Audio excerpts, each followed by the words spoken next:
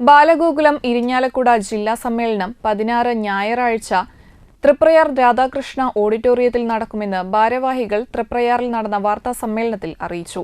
ഗോകുലം ജില്ലാ അധ്യക്ഷൻ PI സോമനാഥൻ അധ്യക്ഷത വഹിക്കുന്ന ചടങ്ങിൽ കലാപ്രതിഭ പൗർണമിലാൽ ഉദ്ഘാടനം നിർവഹിക്കും. തുടർന്ന് SSLC+2 പരീക്ഷകളിൽ ഉന്നത വിജയം നേടിയ ഗോകുലാംഗങ്ങളെ അനുമോദിക്കും. ബാലഗോകുലം ഉത്തരമേഖലാ സെക്രട്ടറി NV പ്രജിത്ത്, തൃപ്രയാർ കപിലാശ്രമം മഠാധിപതി സ്വാമി തേജസ്വരൂപാനന്ദ എന്നിവർ മുഖ്യപ്രഭാഷണം നടത്തും. പൊതുസമ്മേളനത്തിന് ശേഷം 5 ഗോകുല താലൂക്കുകളെ പ്രതിനിധീകരിച്ച് 150 പ്രതിനിധികളുടെ സമ്മേളനവും ഉണ്ടാകുമെന്നും ഭാരവാഹികൾ വാർത്താസമ്മേളനത്തിൽ പറഞ്ഞു.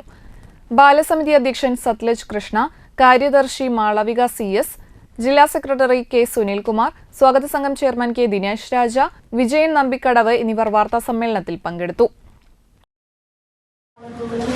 ജില്ലാ സമ്മേളനം ജൂൺ 16 ഞായറാഴ്ച തൃപ്രയാർ രാധാകൃഷ്ണൻ ഓഡിറ്റോറിയത്തിൽ നടക്കും. ഗോകുല ജില്ലാ അധ്യക്ഷൻ സോമനാഥൻ അധ്യക്ഷത വഹിക്കും.